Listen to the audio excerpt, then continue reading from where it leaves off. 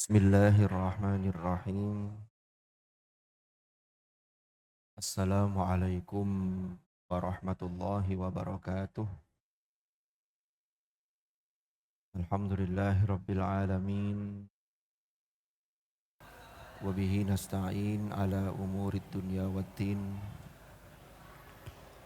Wassalatu wassalamu ala ashrafil anbiya wal mursalin. Sayyidina Muhammadin wa ala alihi wa sahbihi ajma'in, amma ba'd.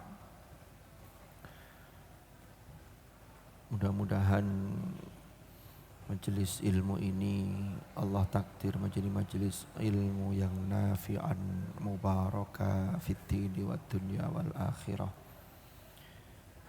Ala hadhihi niyyah wa ala kulli niyatin salihah wa ala ma nawainahu wa ala ma nawahu as-salafus salih.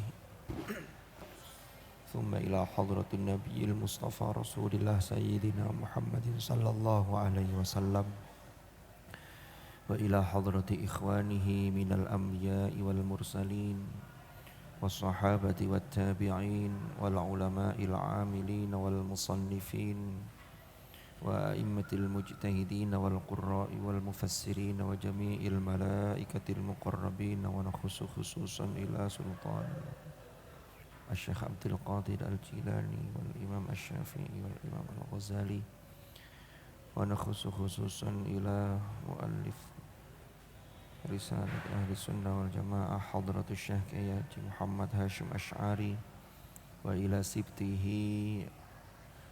كياي الحاج إصام الدين حاذق، وإلى جميع مشايخهم، وإلى جميع مشايخنا في معهدنا تبو إيران، وجميع أصولهم وفروعهم، ونفعنا بهم وبعلومهم في الدارين آمين.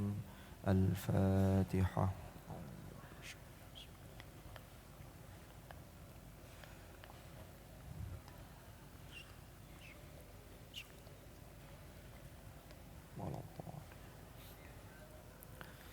Bismillahirrahmanirrahim. Qala al-muallif rahimahullahu ta'ala wa nafa'ana bihi wa bi'ulumihi fid dharaini amin. Wa fi usuliddin ala manhadhil imami Abil Hasan al-Ash'ari, wa fit tasawwufi ala madhhabil imam al-Ghazali wal imami Abil Hasan asy-Syadzili radhiyallahu anhum ajma'in. Para santri rahimakumullah, kita kemarin sampai pada penjelasan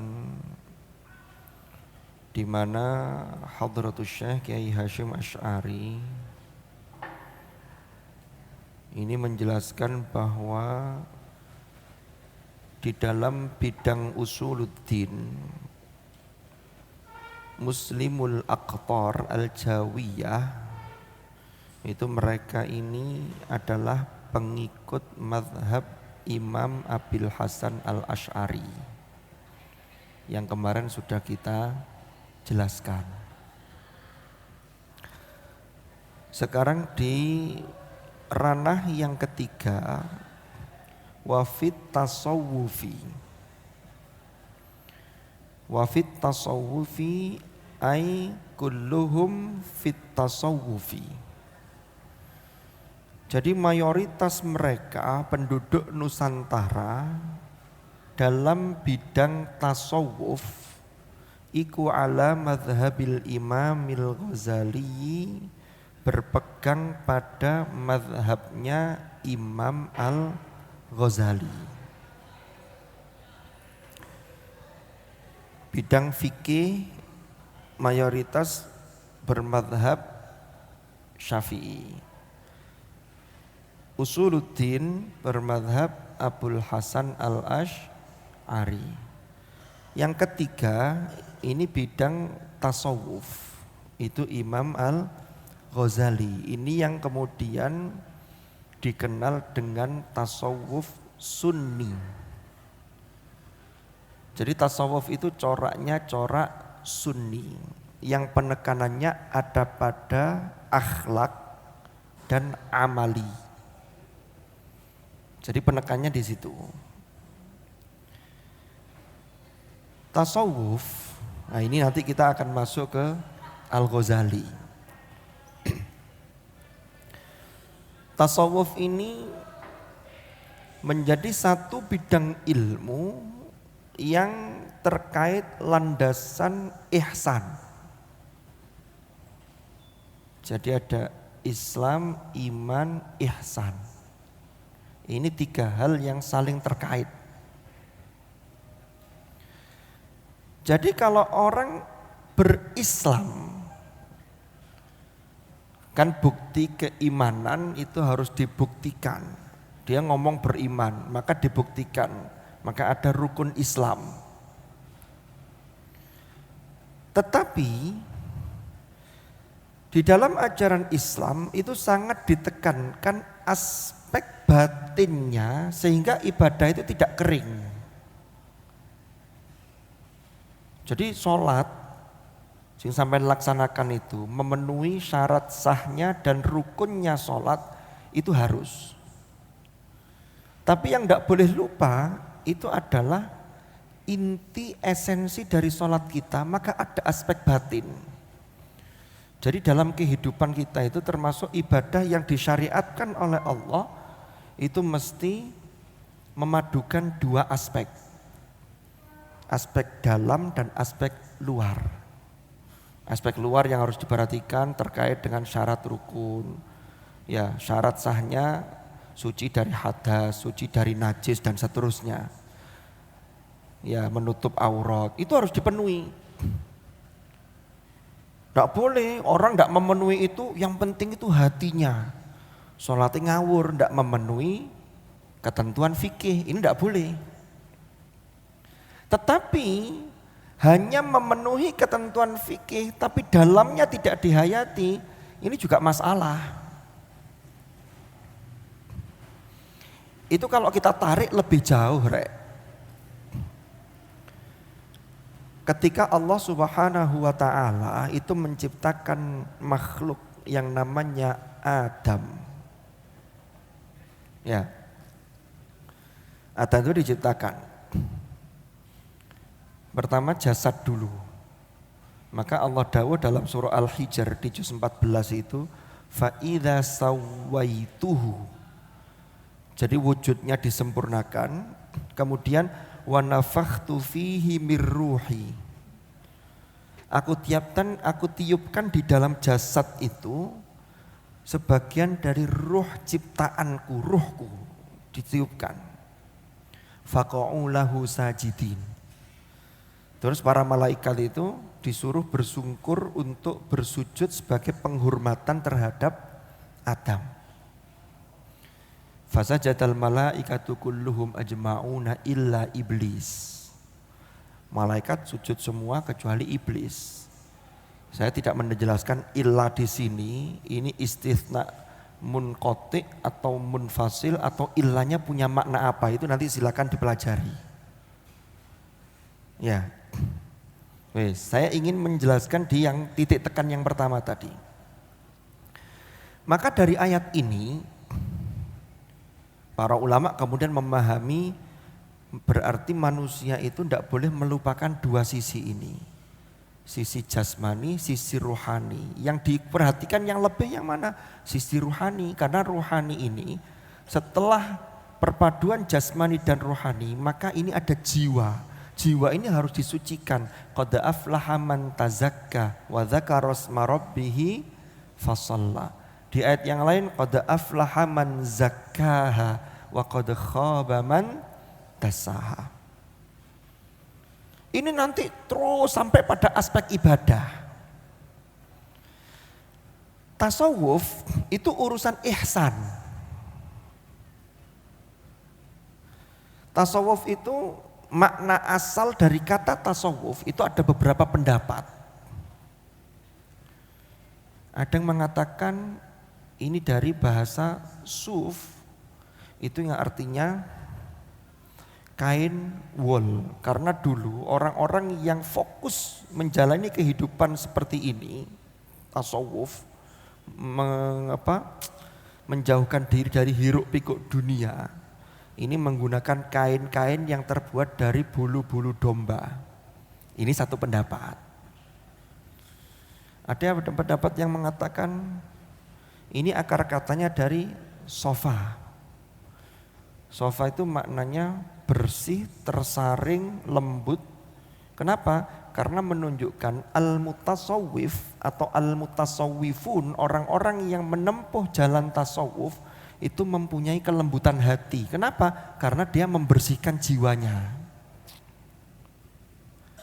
Ada pendapat lain lagi. Ya.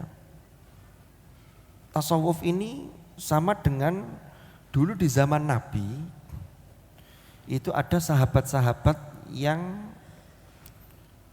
ikut atau nderek Nabi, tidak pulang ke rumah, tapi di emperan Masjid Nabawi. Mereka dikenal dengan Ahlus Sufah. Tapi Ahlus Sufah ini walaupun dalam kondisi keterbatasan secara materi duniawi, mereka ini tidak pernah minta-minta. Tapi orang-orang yang berkelebihan ketika itu, para sahabat, itu memenuhi kebutuhan mereka.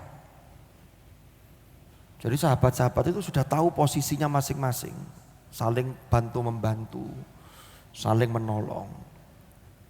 Ya. Jadi mereka ini tidak pernah minta-minta. Maka orang-orang itu mengira ya mereka itu memang tidak butuh. Karena mereka disebutkan dalam ayat Quran itu ada yahsabuhumul jahilu aghniya'a minat ta'affuf.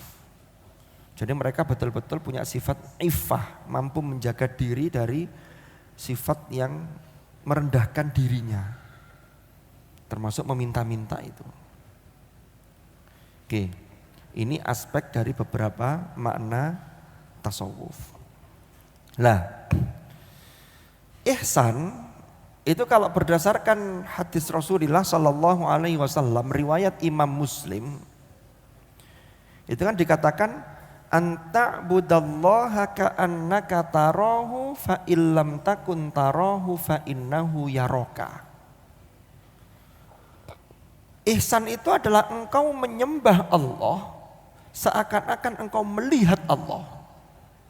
Ingat, melihat di sini dengan basiroh, pandangan mata batin, bukan pandangan mata zahir. Karena kalau pandangan mata zahir, fisik kita ini serba terbatas, sehingga tidak punya, dan Allah tidak memberikan kemampuan untuk itu. Firman-Nya la tudrikuhul absar wa huwa yudrikul absar wa huwal latiful khabir. Ini beda konteks dengan di akhirat. Ini ketika kita di dunia tidak bisa menatap secara zahir, tapi bisa dilihat dengan mata batin. Tapi kalau di akhirat, ulama ahlus sunnah termasuk Imam Al-Ghazali itu mengatakan kenikmatan yang paling tinggi itu ketika seorang mukmin itu menatap zat Allah. Wujuhu yawma idzin nadhirah ila rabbiha nadhirah. Jadi itu jiwa orang mukmin yang luar biasa. Karena kurikulum akhirat beda dengan kurikulum berada di dunia. Jadi setiap fase itu ada kurikulumnya masing-masing. Jangan sampai kita ini mengukur kurikulum yang belum kita ketahui, tapi sudah diinformasikan oleh ayat-ayat Al-Quran dan melalui hadis-hadis Rasulullah, lalu kita mengatakan enggak, hati-hati, enggak boleh. Oke, saya lanjutkan.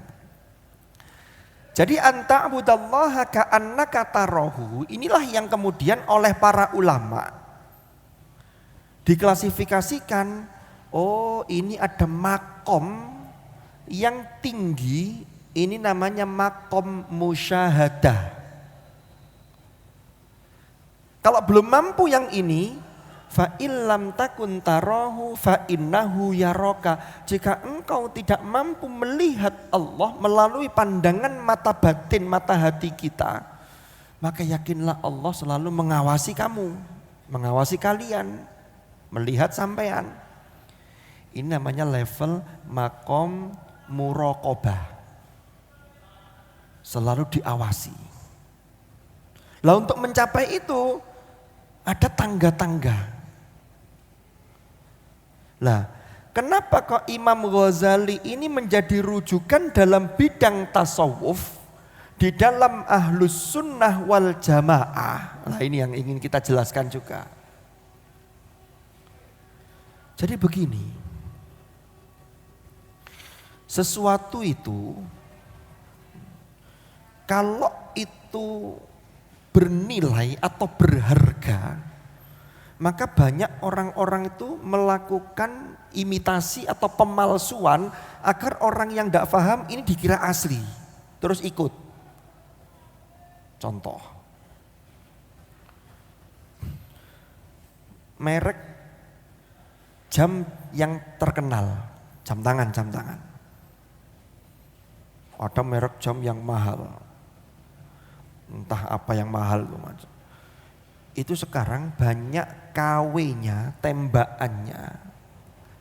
Itu kalau bahasa kita kadang-kadang, wah ini barang Cinoan. Orang yang tidak paham, wah ini sudah merek, padahal ini bisa jadi KW.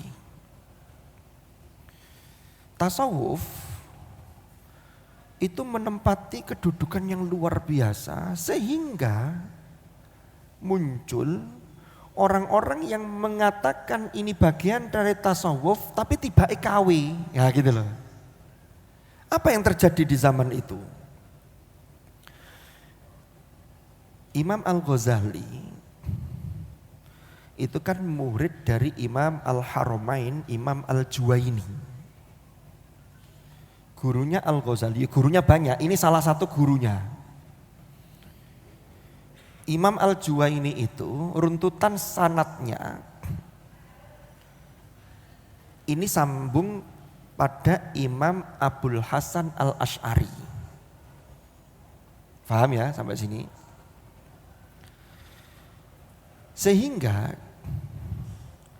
yang diajarkan itu adalah tetap formula yang itu kemudian dikembangkan dengan keilmuan beliau, tetapi tetap acuannya akidah Asy'ariyah.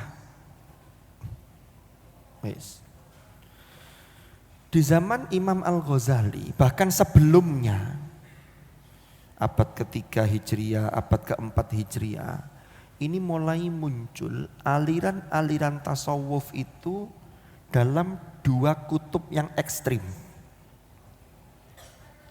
Kutub pertama ini mengajarkan bahwa tasawuf itu aspek batin, sehingga dominasi aspek batin ini sampai pada aspek zahirnya ditinggalkan.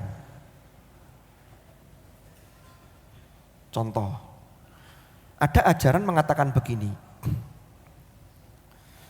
Di Quran dalam surat Toha, Allah berfirman ketika memerintahkan kepada Nabi Musa untuk mendirikan sholat. Jadi Nabi Musa itu diperintah sholat, wa aqimis sholata, lanjutannya apa? Li dzikri. Dirikanlah sholat wahai Musa untuk mengingatku. Dari ayat ini, kelompok aliran batin ini, itu mengatakan begini, sholat itu kan ibadah, hubungan antara hamba dengan Sang Khalik, dengan Allah. Tujuannya apa? Li dzikri, untuk mengingatku, berarti kan untuk ingat. Sehingga ekstrimnya itu sampai pada ajaran urip iku sing penting eling. Jadi gerakan sholatnya tidak dilakukan, tapi yang penting itu sudah ingat, oh berarti sudah sholat. Ini tataran ekstrimnya seperti itu. ulama-ulama ahlus sunnah wal jamaah ini banyak mengkritisi itu agar memberi pencerahan kepada umat biar tidak salah. Karena kalau umat-umat yang awam kok muncul ajaran begitu, seneng, wah cocok ini. Terus gadek sholat, yang penting eling, lah kan repot kalau begitu. Kan tidak bisa. Apa bisa kita hanya ingat lalu bisa memunculkan sampai luwe. Terus eling maem, eling mangan, aku eling mangan. Tapi gak usah mangan. Kira-kira warak tak gak? Gak warak. Makanya kalau sampean baca di tokoh-tokoh sufi yang lain yang punya karya, di antaranya Ar-Risalah Al-Qusyairiyah, itu ada tokoh sufi namanya Imam Al-Qusyairi. Itu menulis begini beliau. Jika engkau menemui seseorang yang punya derajat karomah yang luar biasa, bahkan dia bisa terbang di angkasa. Ini kata Imam Qusyairi. Maka jangan heran dulu, jangan gumun apa ya, jangan kemudian takjub, tapi lihatlah praktek amaliyah syariatnya. Jadi orang itu setinggi apapun derajatnya itu tidak bisa menghilangkan tataran syariatnya. Ada orang ngaku wali, ngaku. Lalu beli minuman keras. Harganya yang mahal-mahal itu. Lalu minum dia. Dia kemudian ngomong begini, saya ini derajat kewalian saya ini sudah tinggi sehingga ini khomer ini ketika sampean yang minum sampean mabuk maka haram. Tapi kalau saya minum maka dengan izin Allah khomer ini otomatis dia menjadi netral seperti air putih biasa. Jangan percaya. Karena aturan syariat tetap berlaku. Kalau kemudian ada dalil begini, nanti di surga kan ada khomer juga. Khomer surga itu beda dengan khomer dunia. Kan di juz 26 kan ada ayat itu. Mathalul jannatil lati wa'idal muttaqun. Jadi perumpamaan surga yang dijanjikan kepada orang-orang yang bertakwa. Itu nanti di dalamnya itu ada sungai, yang sungai itu dialir oleh mimma'in ghairi asin. Airnya itu enak, yo gak payau, yo gak asin, yo gak legi, tapi enak, menyegarkan. Terus lanjutannya ada termasuk ada sungai itu yang min khamril ladzatil lisyaribin. Ada min asalim musaffa. Dari madu yang musaffa, yang pilihan, yang tersaring. Ada juga dari khamr yang ladzatil lisyaribin. Ini menjadi kelezatan bagi orang-orang yang meminumnya. Itu bahasa Al-Quran menggunakan khamr, tapi itu nanti di surga. Tidak bisa kemudian dipakai iki khamr. Gak apa-apa, koyo silik swarga, mboten saged. Jadi aliran pertama dalam diskursus tasawuf ini yang tadi itu kebatinan. Ini sampai pada tataran ekstrim sampai meninggalkan yang syariat. Nanti insya Allah di bab berikutnya, termasuk di bab ini, itu Hadratus Syekh memberi contoh-contoh. Nanti ada contohnya rinci itu, banyak itu. Nanti kita kupas, kita gali, kita bedah itu. Terus di kutub satunya, itu ada yang karena pengaruh filsafat, penggunaan rasio yang berlebihan, sehingga memunculkan penyimpangan dalam hal tasawuf. Maka ada mengatakan diri ini ketika sifat-sifat nasut itu hilang, maka sifat lahud yang dominan, maka diri ini dipilih oleh Allah sebagai tempat bersemayamnya. Muncul istilah anal haq, muncul istilah ada wahdatul wujud, ada al-hulul. Nah ini muncul. Al-Ghazali ini memurnikan kembali ajaran tasawuf. Secara akidah tetap Abul Hasan Al-Asy'ari. Secara akidah Ahlus Sunnah wal Jamaah. Tapi kemudian dalam bidang tasawuf, karena Al-Ghazali ini memposisikan dengan tepat agar tidak terjadi ekstrim yang tadi dengan yang satunya tadi itu, maka inilah yang digagas oleh Al-Ghazali yang kemudian dinisbatkan kalau dalam bidang tasawuf itu mazhabnya Imam Al-Ghazali. Imam Ghazali lahir 450 Hijriah, wafat tahun 505 Hijriah.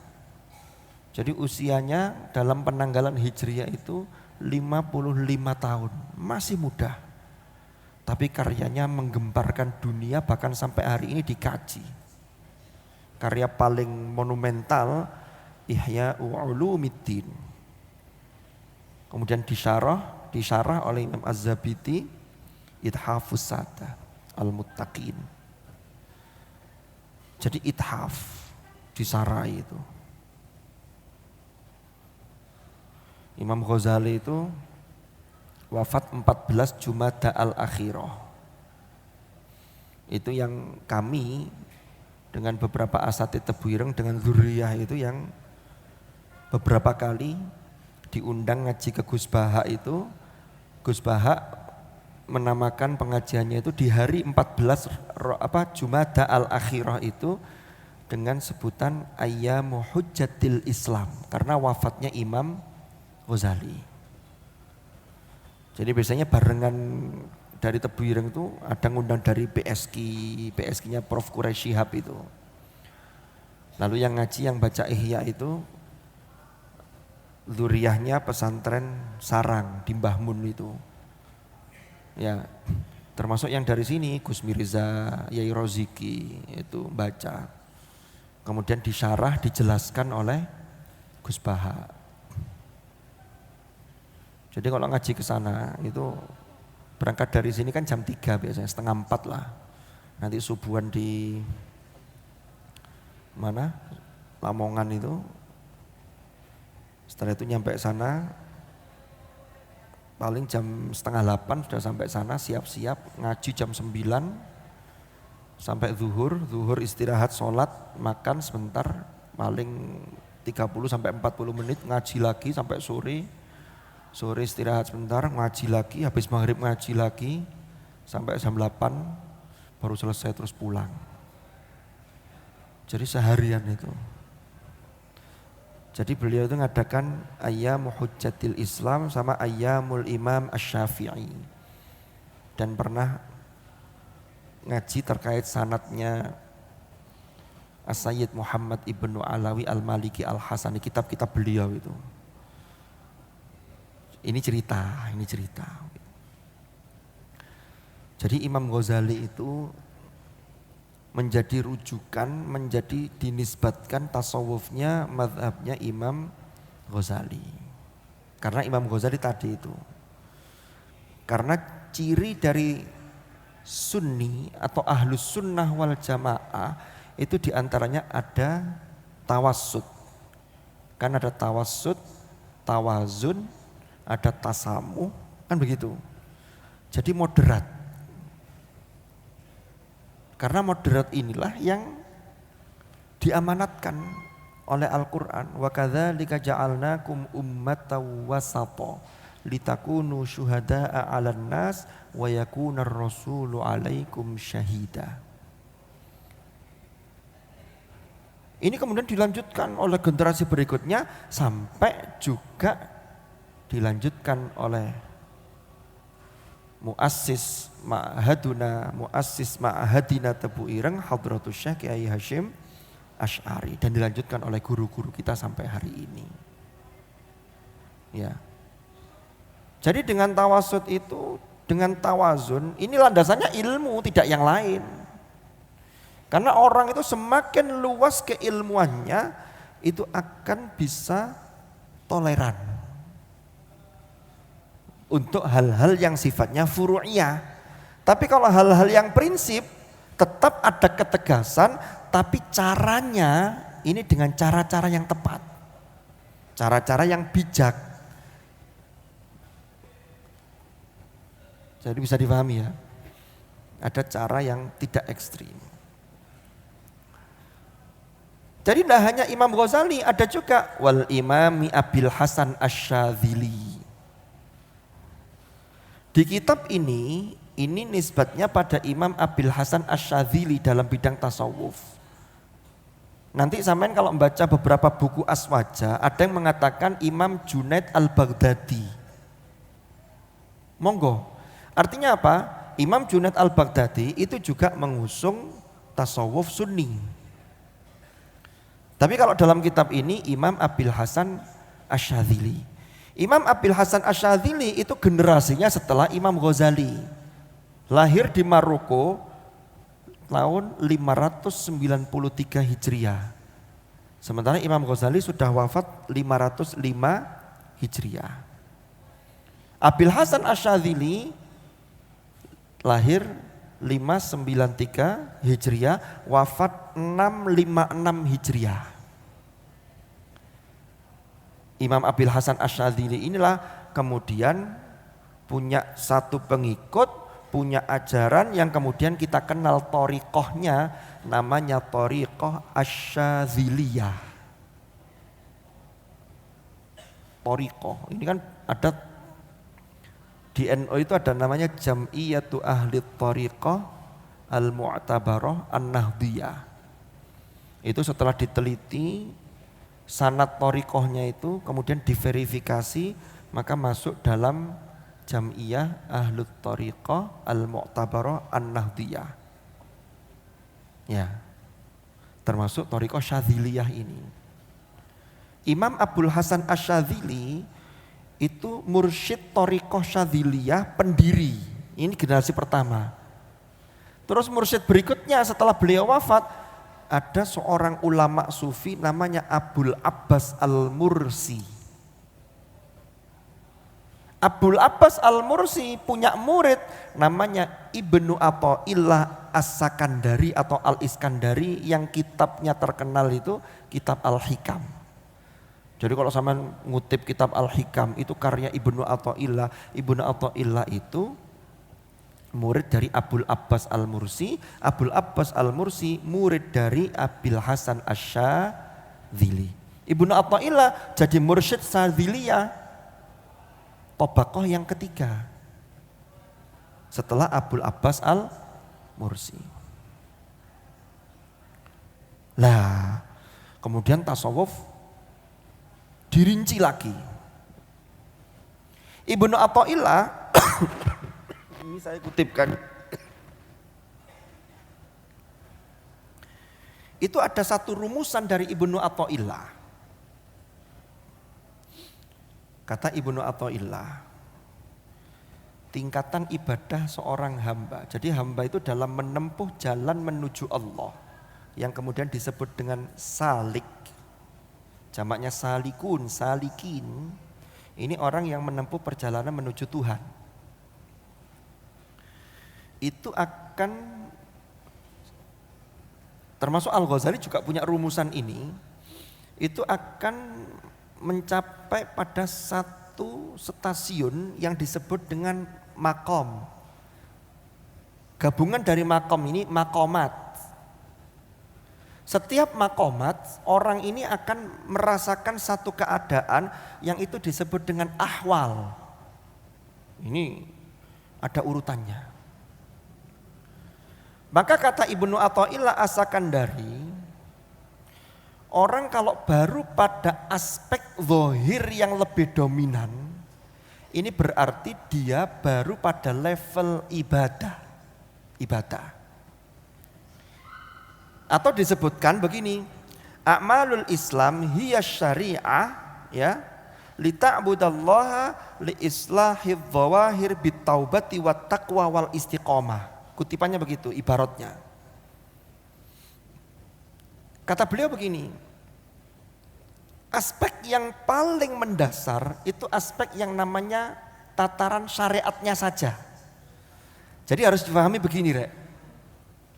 Syariat, kalau saya membahasakan cek gampang, itu ada syariat itu S-nya besar, Ini aturan yang dibuat oleh Allah dalam semua hal.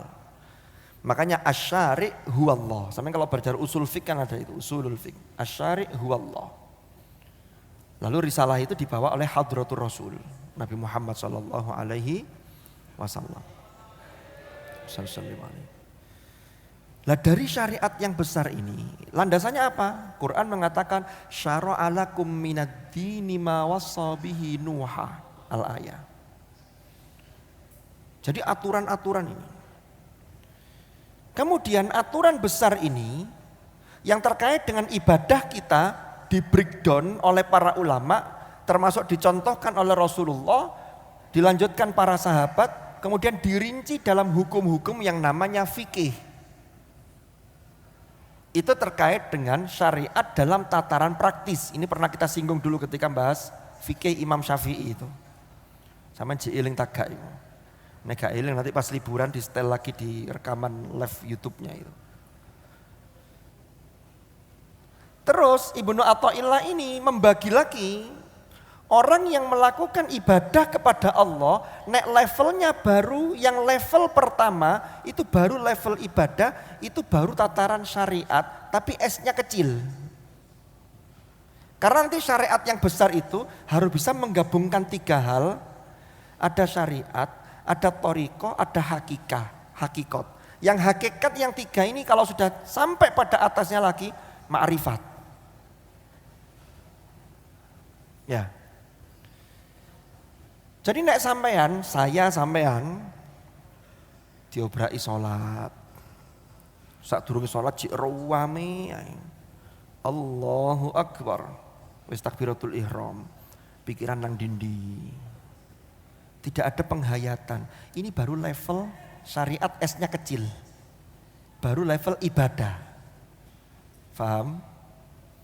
Ternyata ada level atasnya lagi. Inilah yang kemudian kata Ibnu Athaillah As-Sakandari, itu kalau levelnya sudah ningkat, yang asalnya hanya muslim menjadi mukmin yang rodok berkualitas, ini namanya a'malul iman hiyat thariqah. Litaqsudallaha li islahid dhamairi bil ikhlasi was-sidqi wat tuma'nina. Jadi kalau level pertama tadi, makom yang dilalui itu yang syariat tadi itu makom taubat, makom takwa dan istiqomah. Tapi begitu naik level berikutnya, level pertama harus tetap dilakukan, bukan ditinggal. Oh saya sudah levelnya tinggi, berarti yang bawah secara zahir sholatnya tidak dilakukan. Enggak, tetap harus.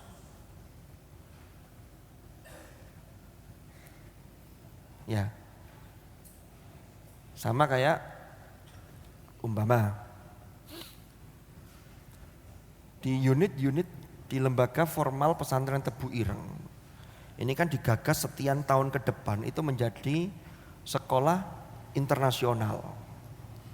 Itu ada tahapannya. Begitu tahap yang sampai sini bukan berarti tahap awalnya ditinggalkan. Ini harus tetap continue, tetap dilakukan secara istiqomah. Kembali lagi ke tadi itu. Maka level kedua itulah yang disebut dengan thariqah. Tapi nanti ada thariqah yang lain yang tadi seperti thariqah syadziliyah. Kalau itu maknanya ini adalah satu jalan, satu metode untuk mendekat kepada Allah melalui maqamat. Maka ada mursyidnya, ada yang membimbing. Itu setiap thariqah itu punya aturan, punya bacaan-bacaan yang menjadi titik tekan masing-masing. Wes. Level kedua ini makomnya apa? Ikhlas, as-sidq, ya. Jadi as-sidq itu terkait dengan kejujuran, kebenaran, dan yang ketiga tumaknina, ada ketenangan. Ini makomat. Baru yang ketiga, inilah yang ihsan. Jadi muslim, mukmin, muhsin orangnya. Wa innallaha lama'al muhsinin. Allah benar-benar berserta orang-orang yang muhsin. Nah disebut muhsin berarti kualitas mukminnya bagus, kualitas muslimnya wis mesti api. Tapi kalau baru disebut muslim belum tentu mencapai level muhsin. Paham? Oke. Ini yang kemudian hakikat. Lah hakikat dari ibadah itu adalah ini. Bagaimana hati itu, yang tadi kita di awal bicara tadi itu, hati itu betul-betul punya tautan yang kuat kepada Allah. Ini dilanjutkan oleh Ibnu Athaillah As-Sakandari. Level pertama itu ibadah. Berarti kita ini baru ibadah. Kalau naik level kedua itu namanya ubudiyah. Kita ini kadang-kadang memahami ibadah me ubudiyah apa ono ubudiyah itu yang setiap hari kita lakukan. Ternyata kata Ibnu Athaillah enggak begitu. Ibadah itu level yang tadi itu lebih dominan aspek zahirnya, tapi batinnya kita enggak menghayati. Sehingga enggak bisa naik level. Tapi kalau sudah ubudiyah, ini sudah mulai mukmin yang ulaika humul mu'minuna haqqo. Level ketiga, abudah, ini sudah luar biasa ini. Kalau sudah level ketiga yang muhsin, ini nanti landasan ibadah kepada Allah itu landasannya adalah cinta. Sehingga dia levelnya ini sudah mahabbah sekaligus makomnya itu dan ahwalnya itu betul-betul sudah semuanya khauf roja itu sudah masuk ahwalnya. Ridho dengan segala ketetapan Allah. Inilah yang nanti akan mengantar seseorang itu pada ma'rifat. Jadi itu ada makomat. Dan itu harus ada ikhtiar. Baik ikhtiar zahir dan ikhtiar batin. Sisi makanan dijaga, sisi sikap dijaga. Nanti kalau orang sampai level ini, dia nanti akan memunculkan akhlak yang baik. Jadi akhlak ini dilatih terus. Tapi nanti kalau sudah sampai level ini, inilah yang disebutkan di akhir surah Al-Kahfi itu. Faman kana yarju liqa'a rabbih. Barang siapa yang mengharap bertemu dengan Allah. Kalau bertemu masih di dunia, berarti ada pertemuan ruhani yang luar biasa. Sehingga inilah orang diangkat menjadi aulia Allah. Ala inna aulia Allah la khaufun alaihim wa lahum yahzanun. Faman kana yarju liqa'a rabbih, kuncinya falyamal amalan shalihah. Falyamal amalan shalihah itu melakukan perbuatan baik dalam konteks termasuk dalam tasawuf, dalam menguatkan ihsan. Nanti kalau sudah level-level tadi itu akan mencapai makom muraqabah, makom musyahadah tadi itu, ma'rifat. Itu harus dilatih. Gitu. Falyamal amalan shalihah. Terus yang kedua, wala yusyrik bi'ibadati rabbih ahada. Jadi tidak menyekutukan Allah dengan sesuatu apapun. Itu menjadi satu buah dari tasawuf. Jadi tidak bisa kemudian orang tasawuf, oh itu tasawufnya sudah tinggi itu, kita tidak nutut, dia boleh berperilaku. Tidak bisa. Kecuali loh ya. Ada orang yang sejak awal itu, itulah yang dikenal dengan sebutan majdzub. Majdzub itu atas kehendak Allah, itu akalnya ditutup sehingga dia melakukan sesuatu yang di luar nalar. Tapi biasanya orang majdzub itu untuk dirinya, tapi dia tidak merugikan orang lain. Yang bahaya itu begini, ada orang melakukan sesuatu yang merugikan orang lain, terus dia mengatakan, saya ini wali majdzub. Loh kok dhisik? Wali itu tidak bisa ngaku-ngaku begitu. Bukan begitu. Jadi ini harus didudukkan secara proporsional.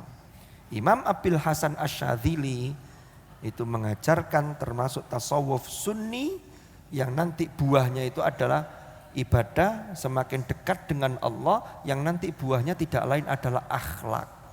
Maka di sini ada ulama yang mengelompokkan tasawuf sunni itu adalah tasawuf akhlaki, adalah tasawuf irfani, yang itu adalah pancaran dari bimbingan Allah, karena orang ini sudah melakukan ikhtiar-ikhtiar tadi salik menuju kepada Allah, melewati makomat, merasakan ahwal-ahwal sampai pada posisi derajat tertentu. Sehingga bisa menebar manfaat. Zaman sekarang kan termasuk ada makom zuhud, waro. Waro itu menjaga diri dari hal-hal yang jangankan yang haram, yang syubhat saja dihindari, yang meragukan dihindari. Zuhud, itu pemanaan zuhud di zaman modern bukan kemudian meninggalkan segala hal terkait urusan dunia, enggak. Tapi bagaimana dunia itu tidak mengikat diri kita. Sehingga ada ungkapan begini, an la tamlika syai'an wala yamlikuka syai'un. Jadi orang zuhud itu adalah engkau dititipi oleh Allah, itu tidak merasa memiliki, dan engkau tidak diikat, tidak dimiliki oleh sesuatu. Karena kalau kita dimiliki sesuatu, kita tersandra. Kalau kita merasa memiliki, maka ketika kita kehilangan sesuatu itu, kita lupa terhadap Allahnya. Berarti apa? Ya tetap menjalani kehidupan dunia, tapi dunia itu betul-betul sebagai mazra'atul akhirah. Ini ladang, ini media untuk akhirat. Makanya Rasulullah dawuh, al-kayyis mandana nafsahu wa amila lima ba'dal maut.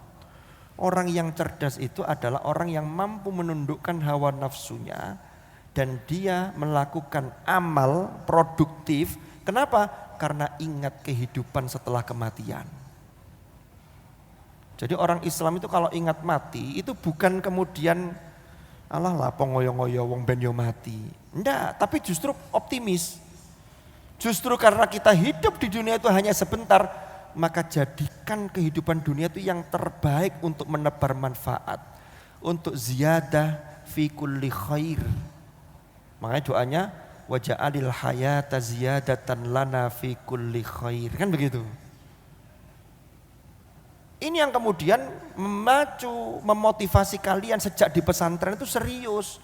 Karena tidak selamanya kita di pondok. Sampai ada saatnya harus pulang, ada saatnya harus khidmah di masyarakat, di umat. Nah itulah penjelasan terkait dengan aspek tasawuf, aspek ihsan. Maka di sini setelah Hadratus Syekh memaparkan beberapa tokoh-tokoh yang dinisbatkan kepada beliau mazhab Ahlus Sunnah wal Jamaah, mulai dari aspek fikih, aspek teologi atau usuluddin, lalu aspek tasawuf, ditutup dengan radhiyallahu anhum. Radhiya, mudah-mudahan meridhai sapa Allahu Allah anhum terhadap mereka ajma'ina hale sekabehane.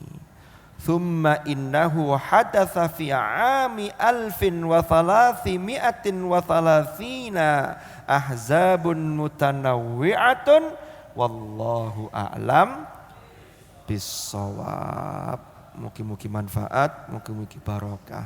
Al-Fatihah.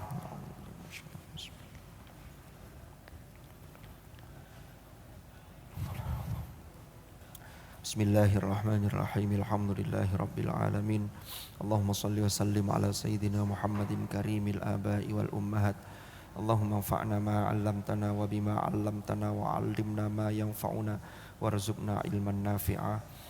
Allahumma ya Allah, Allahumma ja'alna wa auladana wa dhurriyyatina wa ahlana wa ashabana wa talamidana khasatan talamidha hadzal ma'had min ahlil Qur'an wa min ahlil ilmi wa ahlil khair wa ahlit tuqah wa ahlis sunnati wal jamaah wa la taj'alna wa iyyahum min ahlis syarri wad dhair. Allahumma ya Allah ij'al ijtima'ana hadza ijtima'an marhuma wa tafarruqana min ba'dihi tafarruqan ma'suma wa la taj'al ma'ana wa fina shaqiyyan wa la mahruma bi rahmatika ya arhamar rahimin. Rabbana atina fid dunya hasanah wa fil akhirati hasanatan wa qina adzabannar wa adkhilnal jannata ma'al abrar ya aziz ya ghaffar ya rabbal alamin. Jazallahu anna sayyidana wa nabiyyana Muhammadan sallallahu alaihi wasallam afdhala ma huwa ahluhu wa salamun alal mursalin walhamdulillahi rabbil alamin. Taqabbal du'aana bisirril Fatihah. A'udzu billahi minasyaitonir rajim. Bismillahirrahmanirrahim. Alhamdulillahi rabbil alamin. Subhanakallahumma bihamdika asyhadu an la ilaha illa anta astaghfiruka wa atubu ilaik. Wa sallallahu ala sayyidina Muhammad walhamdulillahi rabbil alamin. Hadanallahu wa iyyakum ajma'in. Al-'afwa minkum. Assalamualaikum warahmatullahi wabarakatuh.